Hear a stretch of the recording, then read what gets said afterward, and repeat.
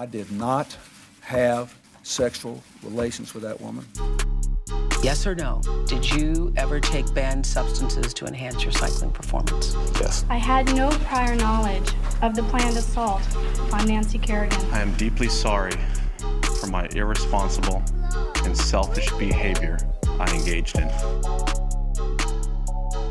What's up, guys? Welcome back to Oops Podcast. Giulio Gallerati, joined by Ryan, is very jacked Lynch. I've been sure to include that again ever since he mentioned that he was suspicious about my lack of including it, and I just want him to know again that it was not for any particular reason. Thank you. Ryan is very, very jacked Lynch. All right, I guess I can be comfortable now. There you go. How you doing, Giulio? I'm doing good. Come check me out in Seattle hereafter at the Crocodile, the 26th of October. One of my favorite spots. This is my third time I will have been there. 2 shows, grab tickets. And then Lynch and I will be at New York Comedy Club Stamford on December 13th. It'll probably be my last show of the year, on the road at least. So come check that out. Love to see you there. And here we are on the pod. Real quick, I'll be performing October 25th in the city, as well as on the 3rd and the 7th. 2 shows on the 3rd, and then I'll be with December? Giulio. No, of November. Okay. And then, I'll be with Giulio in Stanford. I got to learn my lesson here. I say, how you doing? And then it's like, wait, no, we're doing shows first. Oh, dude, So I it's would all say, right. Dude, how are it's you fine. doing? You're like, I'm good. It's But fine, bro. we have some more work. We have some more admin work to do. It's fine. It's Some fine. admin work to do. So, dude, on the day that we record this pod is a month away till I get married, which is kind of crazy. I'm excited about. And dude, it's funny. Planning a wedding, you really do learn a lot about attending a wedding. You also learn which people are like a pain about RSVPing. When Lynch, this is none of this is directed at you. That you actually did it. The last time we talked about it, you actually did it right away, and I didn't have to say anything. The amount of people I've had to check on like 5 times and they still haven't done it, it's like insane. And they're like, "Yeah, I'm going to do it." It's like, "Are you seriously just not going to do it?" And now the deadline has come, so I had to like get on everybody and be like, "Dude, I'll just mark it. Would you want me to mark it for you?" And they're like, "Yeah." I'm like, "Okay, yeah, I'll mark it for you, no problem." So anyway, you learn a lot, and it's fine. I don't like hold that against anybody, but it's interesting to just see the way that everybody handles it and approaches it. I see your true colors. Exactly. I don't know the rest of the song at all. Well, dude, I just got back from Ohio. I had a great time. Columbus, great city. I had never been there before. Really rounded out my sort of look. Ohio has a bunch of great cities, and it's just amazing how different they all are. And, you know, more often than not, you can't lump an entire densely populated place into one category. Each place you go is going to be a little different. And, you know, the cities in Ohio did not disappoint in that regard. Columbus is great. It's probably, if I had to say, it's probably the nicest city in Ohio. It's new, it's poppin'. It doesn't have that sort of like in post-industrial feel at all. Not that there's any problem with that necessarily beyond what the obvious problems might be. But, yeah, and it's like a hub for a bunch of countries, a hub for a bunch of companies. It's young. Ohio State is there, which I think is one of the, if not the biggest active student body of any college, maybe in the world. That's what somebody was saying there, but Lynch, yeah, you can double check that. And anyways, it was a great time. But, dude, so this happened to me and this sucked, and it's no one's fault or anything, but it was shitty. So I was doing the Don't Tell shows in Columbus, which are, you know, surprise lineups, whatever. So I wasn't promoting those either because I wanted people to come to my one-nighter at the Funny Bone. So a week out, I had sold like 50 tickets for a Sunday at 6 p.m. That's pretty good. So I think it was still right around that exact amount on the Thursday, and the show was supposed to be Sunday. So I arrive in Ohio on Thursday afternoon. I'm driving to the Hopewell Culture National Historic Park. I think National Park number 180 for me, which was exciting. And as I'm driving there, my agents text me and they're like, "Hey, like they want to cancel the show at the Funny Bone." And I'm like, "Really?" I'm like, fuck. And look, in my contract, it said, if you sell less than 120 tickets a week out, we reserve the right to cancel the show. Okay, fine. But like Sunday at 6 p.m. show, I've talked to like a bunch of comics who like sell really well on the road. And everybody was like, that's a pretty good number for 4 or 5 days out. Like that inevitably was going to pick up. Would it have gotten to 120? I don't know. But like, it's super normal for a show to double before the actual show happens. And I'm just like, and the way that my deal was structured too, like the minimum versus what it was going to convert to when it became a door split. Like I was already into the door split territory. So like to me, it was savage that they canceled, but I'm like, all right, whatever. Good for you guys for canceling. But immediately that's just sort of like challenging emotionally. I'm by myself. I'm just like, fuck, like this blows, but whatever. We'll make the best of it. The Don't Tell shows were still great. It was cool to go to see the Hopewell culture thing. And, you know, Do they, at that point in time, do they like, are they able to replace your show with another show? I don't think they do. I think that the idea is that, and somehow it would cost them more to do the show than to just let the show happen, which again, I struggle to think that that's true, but whatever. Yeah. They're known for being tough about it. I knew what I was getting myself into. It's fine. But you know, bummer. I'm literally there. But again, they didn't know that I was already there. Yeah. They didn't know I was going to be there for Don't Tell. So whatever. So now I'm here. I've arrived. If I hadn't arrived yet, would I've maybe tried to get my money back for my flights and my hotels? Maybe. But I'm there. Whatever. I'm going to make the best of it. So I stayed in the Short North area, which is like a pop-in arts district. There's a lot of like gay bars. There's also a lot of like Ohio State stuff. And I was there during two cool things. Game 5 of the Cleveland-Detroit series. They're rivals. So it made it even more exciting. It was also a Game 5. They won. I could hear people cheering, whatever. And I was also there for when Ohio State lost to Oregon by like 1 or 2 points in a really dramatic fashion. So like, it was cool to be there for all that and see all the people wearing Ohio State stuff, like whatever. And also really well integrated. So like, I'd be at a bar that was like just a normal bar and see like a frat bro chit-chatting with a drag queen. I've never really seen that. And I thought that was super cool. So a great city. I made the best of it. I did some cool shit. You've been there, and by there I mean anywhere where anything is going on sports-wise. Vanderbilt game. I know, dude. Anywhere I go. Or you were in Ohio for that series. Anywhere I go. Significant sporting events occurring in front of my eyes. So where are you going next?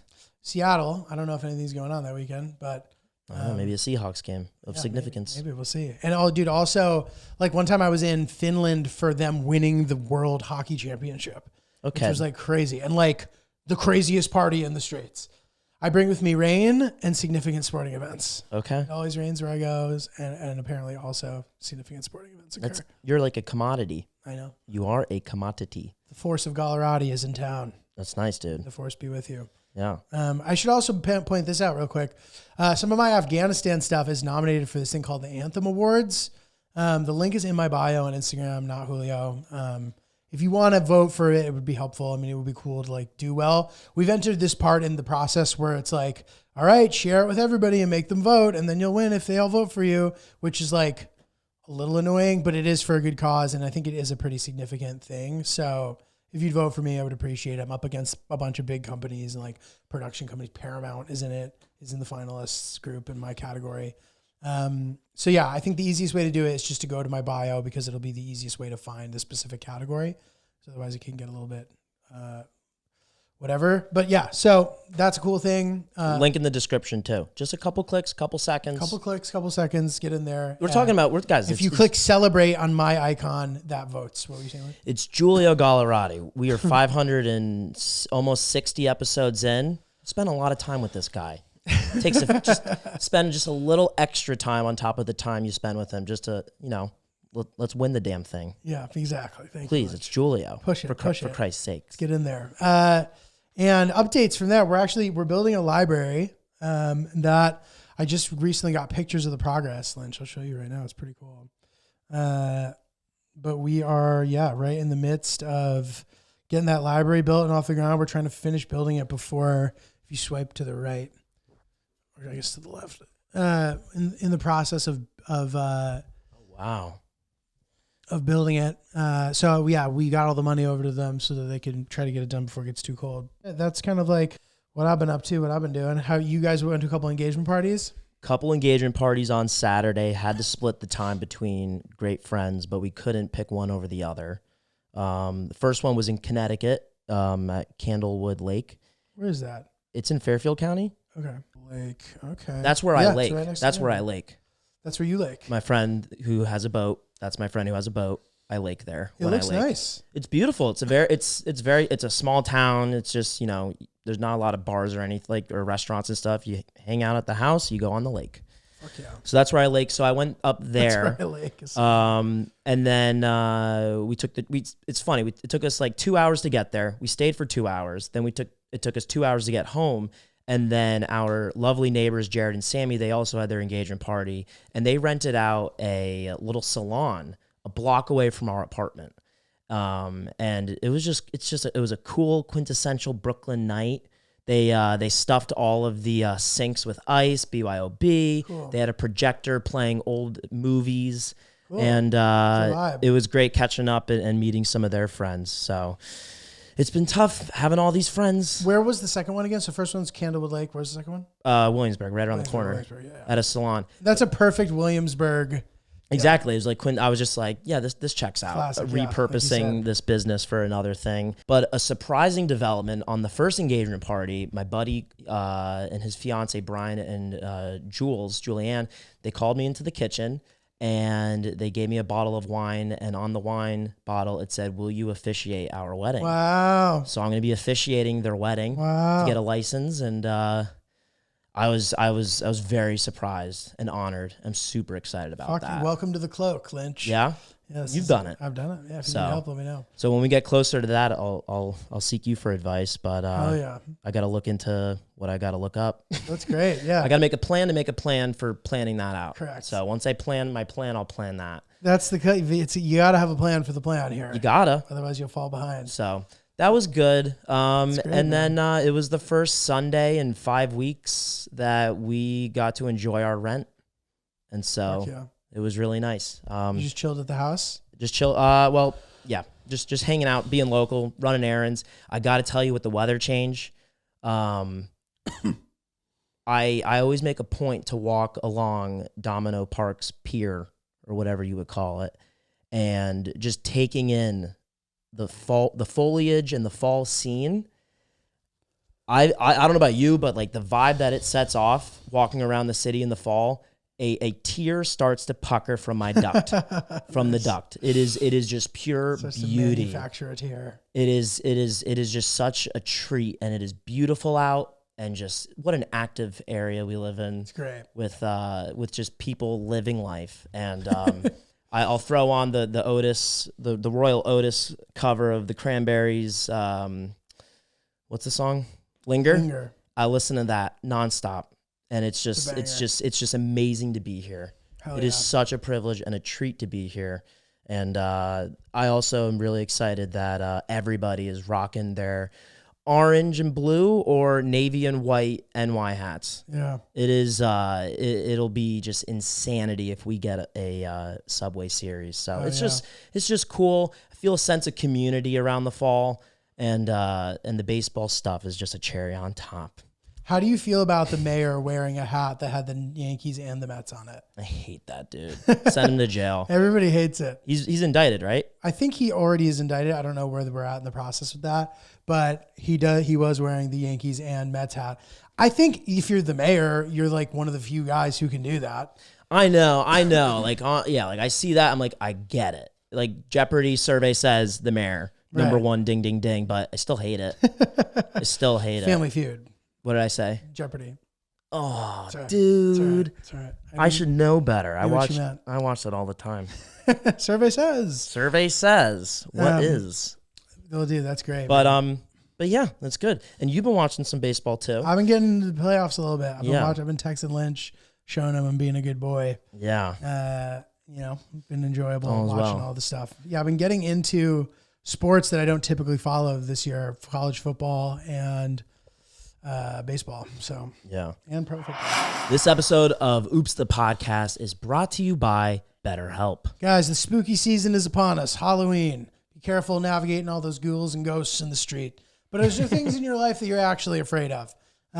Stuff that's like real and legit, whatever it might be. What are your fears? I don't know. For me, like the weight of my work and of all the comparing to everybody can really get me down sometimes, affect my self-esteem. And like that can affect your ability to kind of perform and to just enjoy your life. You know what I mean? If life feels lighter, I feel like it's not only is it more enjoyable, but it's also easier to accomplish the things you need to accomplish. And little things don't feel as difficult. That is sort of the promised land that I'm searching for. Maybe it doesn't exist, but I will tell you this. therapy is super helpful, and discussing any kind of thing, whether it be something like that or something that is a little more specific to whatever's going on in your life. It's great to talk about it, and that's why BetterHelp is a really great tool and vehicle for that. It's super convenient. You can do it from your smart screen anywhere that's convenient or easy for you, as well as it's really solid to get paired with a specific therapist who matches your needs, whether in their techniques or in their specialties and the things that they're good at covering. Really easy to navigate through all that. All you have to do is fill out a very short questionnaire that's actually kind of enjoyable. It feels like an interview. You're like, oh, okay, I like this, I like that, I think about this, I think about that. It'll be over before you know it, and it'll help you have a better idea about what you're looking to chat about if you didn't already know. And it will help BetterHelp narrow down specifically who to match you with. If it doesn't work out with that person, it's very easy to switch. You can do it anonymously, quickly, basically not anonymously, but like you never have to see that person again. You can click a button and suddenly you're paired with a new therapist, which is great. I really love it. And I think it's a great, modern, evolved way to approach therapy. So check out BetterHelp. Overcome your fears with BetterHelp. Visit BetterHelp.com/oops today to get 10% off your first month. That's BetterHelp, HELP.com/oops. Before a couple other things, I just have to mention, if and when the day comes that I have unlimited money, I would love to pay you however much you want to hop into a studio with my grandfather and just you guys whistle a tune. Whistle battle together. Listen to that range. Listen to that range.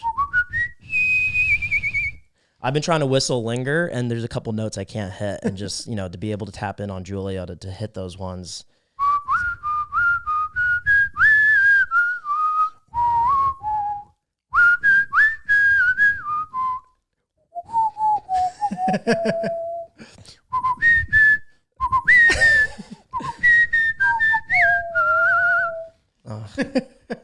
I love it. So 15 seconds, none of us will ever get back, but I hope you enjoyed the lovely melody. Yeah. Earlier today, I don't know how it is with Hill Dog, but I wake up, I have a couple tasks I need to get done before I come here, and I have 2 hours to do it. And I sit down, I'm about to get started, and then Victoria will be like, hey, real quick, can you help me out with this? And so you would think, like, can you help me out with this? Like, can you lift me up so I can reach a shelf? Can you please help clear the dishes or XYZ? We went downstairs to the storage unit, and we had to bring up 3 barrels of our winter clothes. And it took like 15 minutes. 15 minutes, but 15 minutes is 15 minutes. You know what I mean? Well, it's nice that you guys have even done that. I wish we did that. So we did that this morning because she was leaving for the day and she needed her sweaters. And I opened up the basket, and I think I told you in the spring, I had to like put my clothes away, and I thanked them or I apologized to them if I didn't utilize them. And this morning I greeted my fall clothes and I said, hey guys, and I didn't get a chance to take them out of the basket, but I sifted through and I was like, happy you're all here, and I'm going to work through the roster and say my thank yous and goodbyes to the spring and summer clothes. And I'm telling you, you give them an update. So the last few months I've been. Yeah, I will when we do it, but I brought them up. I said, hey, I'm happy you're all here. It's basically like spring training in baseball. You invite everybody to come, and then only a few people make the cut. And that is a therapeutic process for me. Yeah. So fall is here. Flannels are back. I love that, dude. Flannel. So, dude, I was talking to one of my buddies, and I unlocked kind of an interesting thing that he was talking about. So basically, he had a Comfort Plus seat on Delta. Okay, like he got upgraded to it. Like when you're platinum, you automatically get Comfort Plus. It's just ever so slightly better than Coach. Like you get more snacks and better snacks. You can get alcohol, but like whatever, who cares about that? Yeah, shit? a little more legroom. Tiny bit more legroom, maybe. The seats may be a tiny bit more comfortable. But what my buddy did, shout out to Bobby, he picked a row back in the plane that was completely open to sit in by himself, which is obviously risky. But like if that works out, you theoretically maybe have more room than you would have had sitting in Comfort Plus next to a bunch of other people. Now you're all alone in the back of the plane. So I posted about this, and a dude replied saying that he's been ranking the coach in every single plane that he's gone on for the past like X amount of years. And this is hilarious what this guy has done. I'm going to pull it up because it's just preposterous that he's compiled this over a long period of time. Yes. This is research. So dude, like this is, he goes, cut some of this. So he goes, yeah, I'm a tall guy, fly across country pretty frequently, and have been compiling a best exit row seat manifesto across all airlines and aircraft types I've flown in the past 10 plus years. Look how long this list is. Whoa. But like, I'm not going to read them all, but to give you an example, B767's -400. I don't even know what the different planes are, to be honest. But Exit 30G, window, regular armrest on window side, parentheses, windows only. Tight belts, shitty screens, no charging, archaic screens. Let's go down. Exit rows, 2627. Oh God, he has it for different. Okay, B757-200. These are the different exit rows. Row 35, regular coach, but with extra leg room. You'll know what I'm talking about. Regular armrest. Regular armrest on window. Fixed armrest for aisle and middle. Shit windows. Shit window pocket when upright, but reclined, it might be nice. TBD, decent shoulder pocket, but elbow area still just out. Also, no live TV on this plane, SMH. Dude, he's done it for every single plane. That is hilarious. Great notes. Shout out to Jamie. Great notes. CRJ 900, 12D, awful. Window was hard, half armrest on window, no window pocket. Yeah. Let's see if he has a positive one anywhere. 8320-200, 15A, great seat. No armrest on window, reg armrest entire row, normal tray tables, exit rows are 15 and 16. Best exit I can remember ever having. Row 16 probably has better pocket for shoulder and window. Row 10, comfort plus bullhead. Fixed. Bullhead. Is it, maybe it means bulkhead? I think it might have been a typo. Fixed on all seats and all sides. Dude, that is fucking So like legendary. that right there, if he wanted to make a TikTok account about that, like easy $5,000 a month passive income. Jamie, you hear that? Easy. I'm going to tell him right now. I don't know if I'd love to watch that if I'm being honest with you, but I know that people would love to watch that. Oh, yeah. People would love, that's Giulio's porn right there. People love technical expertise in anything. Absolutely. And present it exactly as you do. SMH. So anyway, I thought that was pretty good. Yeah. pretty And Lynch, good. I like that suggestion. We also have an email here that I think is worth reading. All right. This one is titled Spoons Greater Than Forks. All I can say on the surface is I couldn't agree more. I don't want to speak for Lynch, but I'll read this and then Lynch, you can let us know what you have to say. Thank you for not speaking for me. Afternoon, gentlemen. Love this week's pod. We love emotionally intelligent men in the group chat. Amen, brother. Yes, we do love that. Yes. Forgot about that. I have a mundane argument that I'm willing to die for. Spoons are underutilized. I can't tell you how much better of an experience it is to eat a bowl from Chipotle with a spoon versus a fork. Any kind of grain-based bowl, especially. If the protein is small enough to fit in a big spoon, a spoon will trump a fork any day for me. A fork is great for things like spaghetti or piercing a single piece of food, but not when there are multiple foods going on. My wife highly disagrees with me and scoffs at me whenever she's setting the table for us for dinner and asks me if I'm going to be eating with a spoon. Curious to hear what you fellas think. Thank you, Wes. As an orally fixated person, I say this at least on 9 episodes now. There's something satisfying. I'm not OCD, so there's something satisfying about poking my tongue against the arms of a fork. There's something about toying with one of the edges with my teeth, and that's a personal thing. I prefer fork. It holds rice as if it were to be a spoon because rice is too big to fall in between the cracks. I enjoy playing and puckering around with the fork. Okay. So I agree with what this guy's saying, and I guess it comes down to a personal preference thing.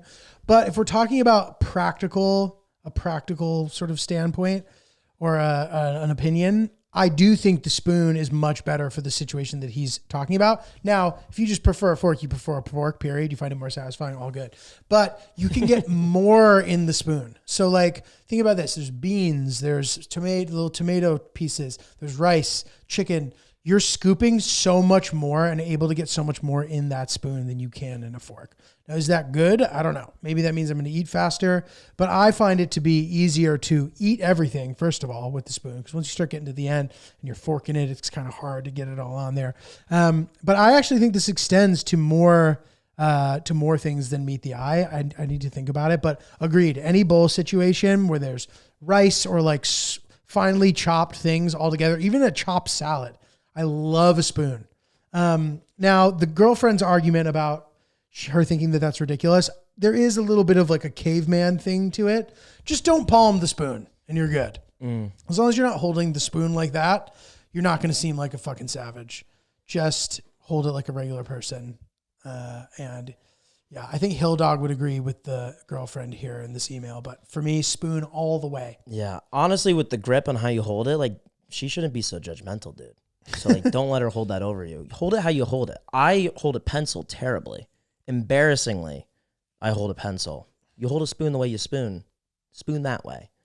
I don't know, bro. Like, I think that. Oh, yeah? Like, no, Lynch, fine, fair, like, live your best life. But, bro, if I'm in public with my partner and they are palming their spoon and they're also putting their head close to the food to eat it, like, don't eat. Like, you want to be presentable in public. If finger the spoon, lift it to the mouth, don't be a dog. Just fucking, try to be as refined as possible. Chew with your mouth closed. Be a pleasant person to be around, for fuck's sake. Okay.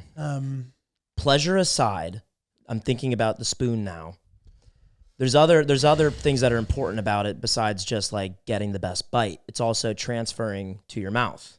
Now the spoon is kind of like a bowl with a stick at the end of it. Correct. So there's less opportunity to drop a grain, produce a stain, and that was a coincidence. And and so I proclaim that the spoon may be the best option as a vehicle to get it to your mouth and not have anything drop. To maintain. Correct. Yes. Agreed. Because the fork, as much as I love the points, it only grips so much. Yeah. And, the spoon, you kind of guarantee that as long as everything's compact in, like you're going to be able to get it to your mouth without dropping anything. And that's important to me because I stain all the time.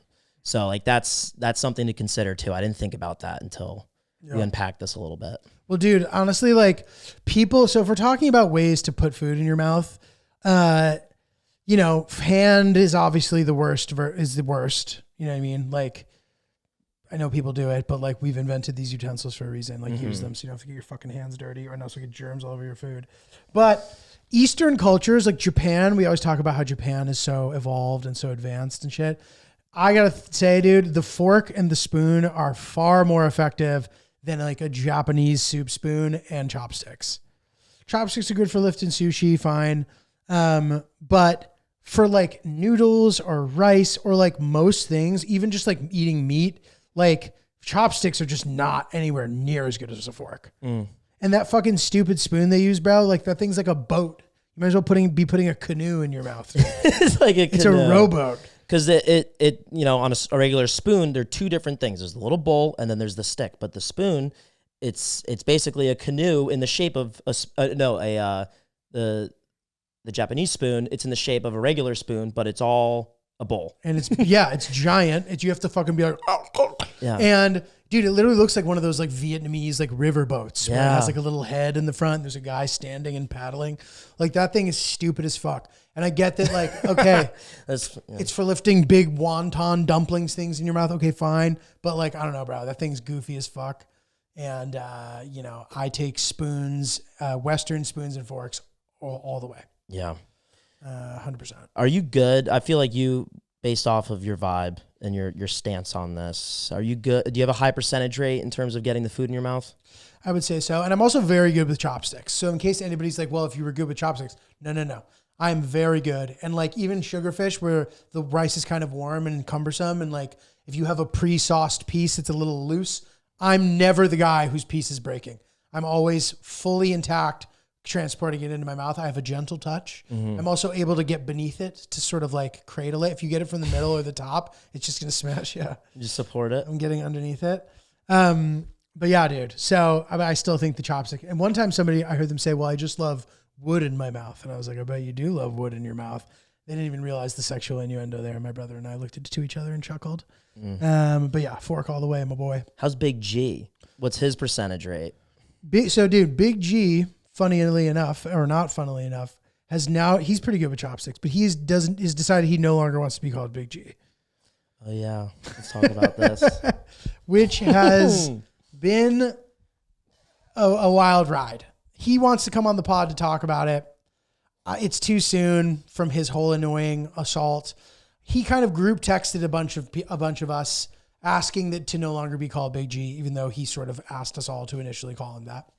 That's all fine, but it started to become confusing because my wedding's coming up, and he now no longer wants to be called Big G, and he's like, you can call me Giulio or G. And I'm like, well, I'm Giulio and G. In the context, so you're going to show up to my wedding and just take all my names? I don't think he meant it like that. He's like, well, that's my name too. I'm like, no, dude. In this context, it's going to be so confusing. It gets to the point where my mom's texting us being like, so G told Giulio, and we're like, who are you talking about? No, this is not going to work, guys. He has her. This is not going to work. But I didn't even think about this, but in regard to the speeches, and he wasn't thinking about it in terms of speeches. I then later talked to him about it. He's like, oh, I don't care. Call me whatever I want. He didn't mean to be being difficult about it. But yeah, like in speeches, people are going to be like, so G's here and so's Giulio, and G told Giulio. Like, it's just not going to work. Big G was this cute nickname. I get maybe he feels self-conscious about it. Fine, he's allowed to not be called something, but like, give us something to work with. So then he like thinks it's funny. He's like busting our balls about it. I'm like, Dad, enough. We're not talking about this anymore. You have no idea how much planning is going into all this. Like, enough with the Big G jokes, dude. No one cares. We'll bring it up later. After the wedding's over, we can feel free to resume this conversation. If you want to talk about it on the pod, fine, later. But for now, topic over. He's like, okay. Mm-hmm. So it's the worst time to do a pivot change like that. I know. When the time is right, after the wedding, should have him come on. Doesn't he have a couple names that he wants to be referred to as, or he just wants to be Giulio or G? Potentially, but then he's changing my name now too. He's like, Little G. I'm like, no, dude. No. Somebody even said Little G, and he's like, well, Giulio isn't little. Okay, dude, well, like, give us something to work with here. And then he actually recommended Daddy G, not realizing how insane that sounds. Like, Dad, no one, we're going to call you Daddy G? Absolutely not, dude. Dude, I don't know. So anyway, I think that's just his, immigrant innocence. I think they use daddy more innocently and without the obvious modern implications of using that. Yeah, the word daddy is, you can't say Very it. sexual. You can't say it. The wedding that we were at a couple weeks ago, the bride, she was joking with one of her friend's dads. His name is Mike, and she kept calling him Daddy Mike, and he like imploded because he said it. She said it 5 times. She double down, triple down, quadruple down. Oof. 5 down. Daddy Mike. He like imploded. You can't say that. Jesus. Daddy is a very, in America, careful with that. Daddy, you got to be careful of daddy. But anyway, dude. So I love you, Big G. It's fine. Did I tell you about how he's trying to sell the bike? No. So he's trying to sell his scooter. Okay. And he did say something pretty funny. He kept showing me the different offers he was getting and being like, is this a scam? Is this a scam? And I'm like, maybe just hear it out. He's like, no, like, I'm afraid that if I hear it out, it's somehow going to turn into me getting scammed. He's like, how is me selling the motorcycle turning into being more dangerous than just riding it? I'm like, that's pretty good. That's a good line. That's a good line. But we wish him all the best in that endeavor. Yeah. But yeah, dude. I'd love your opinion on this. Please. So I went to the grocery store on Sunday. We bump into a friend. We're talking to a friend and his girlfriend, the 4 of us, and we say our goodbyes. And then we keep bumping into each other after the fact because we go to continue with our grocery shopping. So whether you're at the grocery store or you already said goodbye at the club, how many times do you acknowledge each other until you just pretend the other person doesn't exist? Like, how many bump-ins afterwards? Because the first time I bumped into him after, laugh. Second time, eyebrow raise. Third time, head nod. Fourth time, we like walked right past each other and didn't look each other in the eyes anymore because we couldn't do this game. Dude, that's funny. No, so you brought up one of my main suggestions, which is to behave differently each time, at least. Don't make the mistake of thinking you need to stop again to talk more. It sounds like you guys didn't do that, but make sure that you are the one who initiates the non-stoppage as like a non-negotiable. So you just keep going. You're like, oh yeah, hey, what's up? Maybe you think of something quick thing to say in passing, but yeah, like 4 times is crazy. Mm-hmm. And it is awkward though. Ignoring the 4th time is awkward. Yeah. It was fine. I'm really close with this guy. It was good, but I just was, while we're in the middle of it, I'm like, this is messy. Yeah, no, dude, totally. I actually like the way you did it. Like, ha ha ha, nod, yeah. And then nothing. But like, you could, like, yeah, because I think I would have even gone more overboard. I like your approach better than what I would have done. I would have been like, I would have made up a question. I'm like, you know what aisle the like sparkling water's in? Yeah. I'd be like, dude, like, or think of something else to tell him or something. But yeah, dude, it starts to get like overboard. Yeah. I could have done that all day with him, but we're with our ladies and we got a grocery list to cross off. And it's just like, I was like very fearful of how messy it would get. Yeah, I he's think he's you one of my nailed it. silly friends, but You nailed it. yeah, fifth time we just didn't acknowledge each other. It was just weird. It was cold. Yeah, you did a good job. This happened to me the other day, which is something kind of similar. Like I was walking out of my apartment the same time that the downstairs neighbor was walking out of his apartment. And now we're like walking in the same direction together, making small talk. We've chit-chatted a bit. This guy's actually super cool.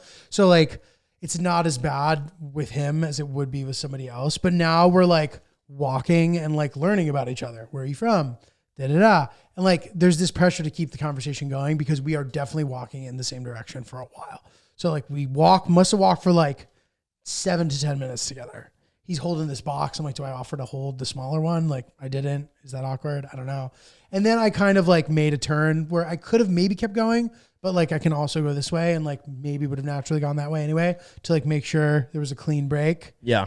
And we've been getting along with them actually. Like the downstairs, his girl, I don't know if they're married or what their deal is, but she was locked out. It was late. I was like coming back. I was like, you want to come hang out with us? Like we were all going back into the apartment. I think we have like a pretty good rapport.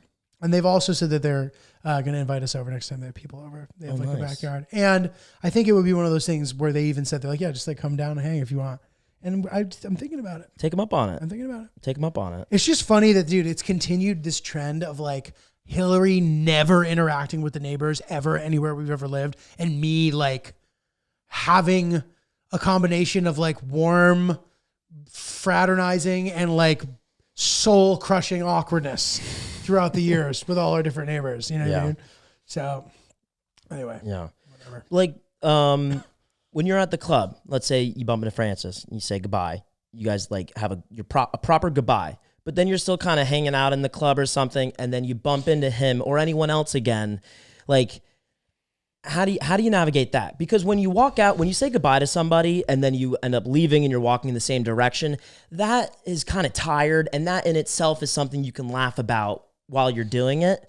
But it's more so the coexisting after the goodbye. Okay, I got you. How do on you this say one. goodbye I got you on again, this one. or- I got you on or this one. don't? You're thinking too much about this now because you're comparing it to the grocery store and you're leaving out important pieces that make this much easier. Is this not apples? Is this No, apples? it is. It's not, but it is. It is, but it's not. But like, Yes, okay. I've experienced this for so many years that I have a very clear answer. So first of all, you say bye. See ya. I'm getting out of here. You end up not getting out of there, but you're slowly making your way into getting out of there. You just can completely ignore the person because there's enough other people that you know around that you can like fixate on one group and it's fine. You've already said bye. He knows you've said bye. It's fine. Now, if you're like, I'm going to go, and they're like, I'm actually going to go too. Now you are walking out together. So that's not awkward because you've planned to walk out together. Okay. And if you keep seeing them, you can literally just calmly be like, dude, false alarm. Turns out I'm not leaving yet. See you around. And then when you say bye again, you be like, goodbye again. Hopefully this is for the last time. Gone.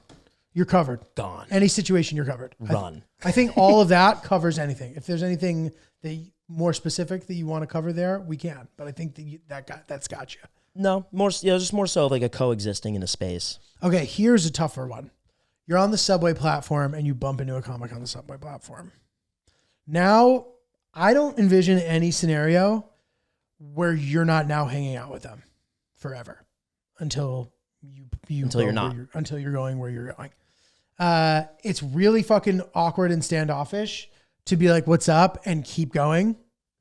Now, surely there's like a type of person that like maybe you just truly don't know them well enough and you're like, hey, what's up? But if you kind of know them, like you're now in a talking to them situation, and I can be really, really, I'm just usually like, oh, fuck. Now I'm hanging out with this person and talking to them. And I do. And I keep the small talk going as long as I can. And we hang out. And like, if it's a person I know pretty well, okay, fine, better. But if it's not, I'm just like, oof. There are times where I'll actually get off earlier and wait for the next train. Yeah. When that happens. That's fair. Because it just turns, and comics a lot of the time are just not socially aware. So like they'll go places that they don't need to. Now they got you. So they can like figure stuff out from you or like ask you for stuff or like whatever. And like, it can just be super bad, dude. Yeah. What about this? I bumped into a comic on the street and I was like, hey, what's up? And she's like, hey, what's up? We both live in this neighborhood. Oh, cool. She was like not super duper warm, but she wasn't like cold necessarily, but I'm like, whatever. Everybody lives their life. Everybody's doing their thing. Fine. Hey, what's up? Yeah. Oh, you live in this neighborhood? Yeah, yeah. Oh, me too. Like, well, that's crazy. I was like, let me know if you want to hang sometime. She's like, yeah, yeah, totally. Go our separate ways. I go home. A couple of days later, I'm like looking at my followers or who I follow, and if they follow me back, this person doesn't follow me back anymore. But you don't know if they were following you before you bumped into I each don't other. think they were. But What a I don't bitch. know. I don't know for sure. There's a chance. There's no way that my interaction upset that person to make them unfollow me. There's just no way. So they must have already unfollowed me. So I wonder, were they like, I'm going to be consistent with the fact that I've unfollowed this person. I think he's annoying, or I didn't. I was refining how many people I was following, and this guy didn't make the cut. Or I had one of those moments where, I'm only following people who actually mean something to me. And like people do that. People have those moments. And maybe she's like, all right, I need to be consistent with my feelings about him and show him that I'm not going to be that warm because I don't like him. I don't know if the brain can circuit that way and draw the parallels of like what they think about you versus when like right when they bump into you. I don't think she can be that fast unless she's a psychopath. It's possible, but I've also seen the opposite happen where I'll bump into a person who I follow who never followed me back. And they're like, they try to have like the best showing they've ever had in their lives to either encourage me to continue following even if they don't follow back, or to make it so that they know that I do like them or that they do like me, but they're not intending to follow any more people back or something. Like this one person bumped into me on the street. He's like, hey, what's up, man? And I had replied to something he had posted, and he was like, he's like, I appreciated what you said at that time when you said that. And I was like, oh, that's really nice, dude. And he's like, what are you doing? I'm like, oh, I'm going here. And he's like, oh, you know what? Like, you should consider this spot. I think it's really great. But anyway, man, it's great to see you. Thanks again for that. That was so great. Still no following. And I'm like, I know what you're doing, dude. I'm not buying this shit. You are not intending to follow me. I'm not important enough to you to follow me. This is what we think about, guys. I'm sorry. I'm not important enough, but I'm going to try to make you feel really good about this anyway. Which is some LA shit, which I don't expect from this guy because he's not really an LA guy. And I actually like the guy. I think he's a nice guy, but doesn't take away the fact that he's not willing to participate. And the fact that he is even replying to me shows me that he knows that he's not following me. Yeah. The comedians are so smart. I remember I was hanging out with you. I forget when it was, but you and someone else was referring to the fact that someone said like, hey, like I saw that like I love that video that you did where XYZ happened. And then someone, maybe you said like they totally just like checked out my Instagram like 5 minutes before bumping into me just so that they can say that they had something to refer to make it seem like that they're an engaged follower. Did they know that they were going to bump into me? Is that why? No, I don't know their side of it. I just know if I remember said that someone then. saying something like that or someone talking Yeah, about yeah. something like that. I'm not speaking for Giulio. I just witnessed that around Giulio. Yeah, right, These are right. the conversations that are happening. Everyone's on top of this shit. I know, God forbid. And Everyone's on it's top of so this shit. unnecessarily toxic. Like I find that people in more sort of traditional work ecosystems tend to have healthier relationships with all this stuff. Yeah, well, because LinkedIn isn't your work platform. Right. So it's right. not like, oh, Giulio unfollowed me on LinkedIn. Like Right, it's not right, a thing. right, Like right. Instagram is like that's Inevitably. your network. Totally, dude. It's your network. Totally. But anyway, stuff to think about or maybe not to think about. Probably stuff not to think about, guys. Go live your lives. Doesn't fucking matter who's following you and doesn't follow you. It is very toxic, wasteful thinking, and it is a complete waste of energy. Yet here we are doing it. And if you do it, just know we're doing it too. Yeah, well said by Giulio. Great advice, but I'm gonna do it anyway. Gonna do it anyway. It's in our nature. Potentially. And if it's not in your nature, good on you. Let us know your tricks. Yeah. Come check me out, Seattle, like I said, here after the Crocodile. 2 shows, 26th of October, 13th of December, Stamford at the New York Comedy Club, Stamford. 1 show, Friday night. It's going to be great. Lynch is going to be there. We're going to have a great time. Please come out. Come one, come all. We're going to have a good time. At Not Julio, at Not Julio G on Snap and TikTok. Follow my YouTube channel, Not Julio, on there.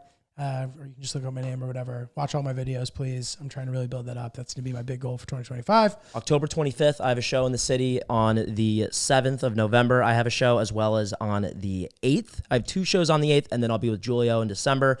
Check me out at Ryan is Really Polite, and we'll see you guys next week. Love it. Thank you.